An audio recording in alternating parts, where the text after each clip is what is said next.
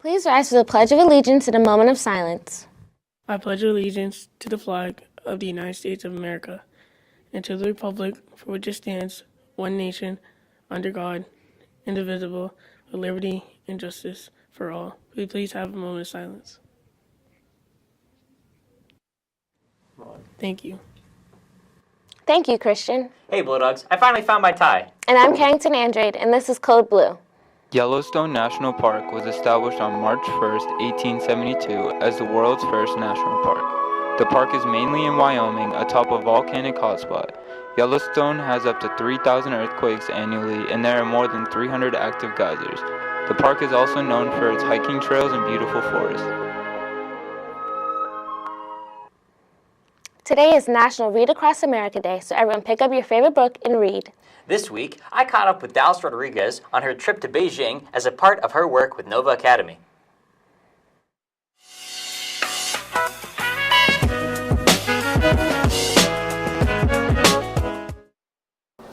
So for Nova Academy, what we did was we were divided into what they call delegations. So basically we were divided into countries, and I was representing Brazil, and we were also representing different ministers of that country. For example, like ministers of trade, ministers of education, and I was the head of state. And basically we had to negotiate with other countries to make our country that we were representing better, essentially. Well, in Beijing, as head of state, I had to write 4 separate speeches, one to open it up, one to close it, and a couple speeches in between. And I also had to speak with heads of state of other countries to discuss our needs and how we can better our world. The people that I met were so awesome. I met people from all around the world, like Australia, Indonesia. I met a bunch of people from China, from Brazil, all over the world. So that was an exciting experience. The award that I won was the most outstanding delegation. So in the groups that we were separated into, there were 3 awards given out to all out of all the 20 nations that were represented. My group, Brazil, we were selected as the most outstanding delegation out of all the 20 nations. So basically, that award means that we were able to make the best negotiations, and we were best represented, and we made like the best solutions for our country. Beijing, it was very interesting, like it was very different, but overall it was really like cool to see like all the differences and all the people and the food. The food was very different. With this organization, there are many opportunities for different trips, and I would definitely do it again. It was a lot of hard, rigorous work, but the experience of going to different countries is just so amazing. Wow, what an amazing opportunity. I'm glad she had fun. February is a month for donation here at Holbrook Middle High School. We have 2 donations going on right now. Buy a puck for $1 for $1 and support the foster children in Massachusetts. Or donate a new pair of pajamas, any size, from infants to teens. Donations may be dropped off in the library. The next donation we have is Pennies for Patients. This is a drive to raise money for Leukemia and Lymphoma Society to help cure many types of blood cancer. This is a friendly competition between the high school and the middle school to see who can raise the most money for this cause. Please note that you can donate dollars as well as coins if you have the money for that. Please look in your English classroom for donation bins. Now, let's see what you didn't know with Chuck LaRossi. Did you know that laugh tracks I use in shows like The 70s Show and Seinfeld were recorded back in 1950?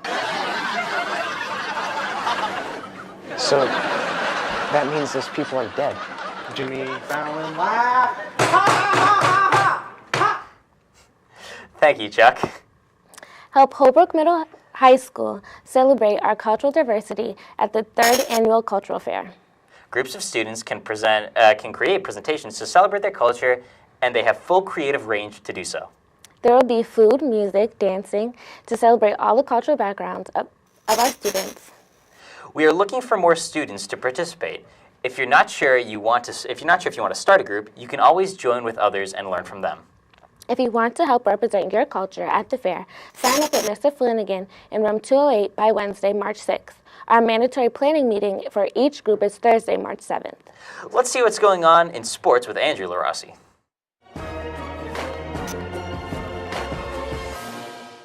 Welcome to This Week in Sports. Both basketball teams played in the first round of the tourney. The girls' basketball team sadly fell with Falmouth Academy in the first round after a slow start. However, as we stated last week, this was their first time making the tourney in 5 years, so congrats to them. Senior Cashley Reyes closes off her career with a playoff appearance. Good luck to her. The boys' basketball team went against the Landis Charter in the first round of the tourney. They advanced to the quarterfinals.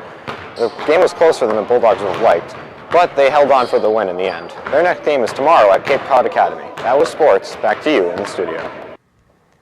Thank you, Andrew, who's conveniently sitting to my left. The team plays at Cape Cod Academy on Saturday in the quarterfinal round at 2 p.m. The team bus will leave at 11:30 a.m., followed by the cheerleading bus at 12:30 p.m. Go Bulldogs! Attention, all students in grades 9 and 12, sign up by next Wednesday for the first annual volleyball tournament. You will receive registration paperwork in your Google Classroom today. Everyone should mark their calendar for the volleyball tournament after school on March 14th. Last week, Justice Lacey asked everyone what they planned on doing during February break, and Jacob Arnstein had an interesting answer. He attended the National Ninja League World Finals. Now let's see how he did. Hi, I'm Justice Lacey, and I'm here to follow my ninja dude, Jacob, to see how the National Ninja League World Finals went. I didn't do as good as I hoped, but I got 34th in the world, which I think is pretty good. So basically, you go to the XL Center, which is a big stadium, but we didn't compete in the actual stadium part. We just competed in their basement, basically. So you go there, you have to register the day before the competition. In the morning, you do wave 1, wave 2, wave 3, and wave 4 in one day, because those are the people that didn't have as many points as the higher ranked ninjas. So I went in wave 2 because I only did one competition. Wave 1 took about an hour and a half, and then I went in the middle of wave 2. So when I made it to the third obstacle, it was basically you had to jump out 5 feet and grab onto 2 candlesticks, which is basically a sideways bar you have to hang on to. I couldn't hang on because you had to basically have a 5-foot wingspan to hang on to those, and I don't have that because I'm short. But a lot of people failed on that. Only 2 people got past that. I definitely would encourage a lot of students to do this because it's a great sport, it's fun, and if you do bad, there's always another chance that you can have. Well, that's a wrap for me and Jacob. Overall, pretty good, 34th place. Number 1 in my heart, but pretty good. Back to you guys in the studio. Thank you, Justice, and congratulations, Jacob. To celebrate Read Across America, our very own Jason Chadwell took some time to give us more insight on this very important day.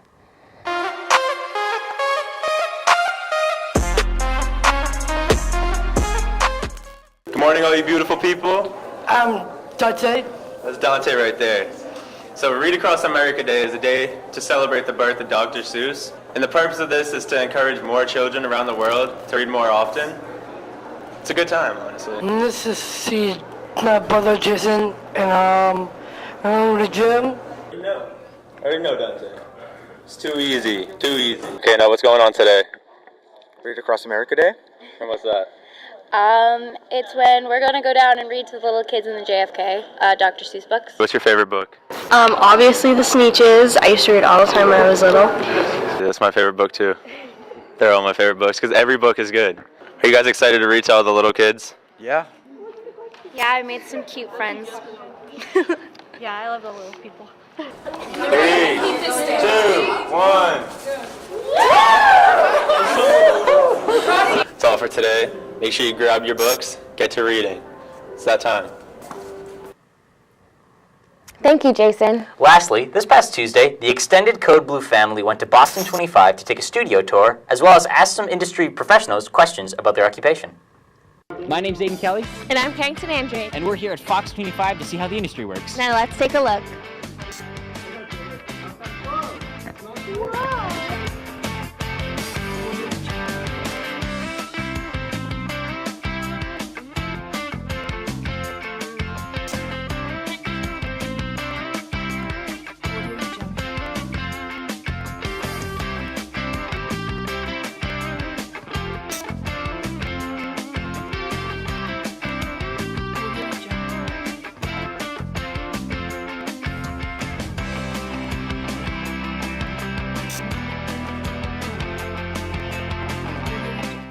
that's it for today. I'm Carrington Andrade. I'm Jason Chadwell. And I'm Aiden Kelly. See you next Friday.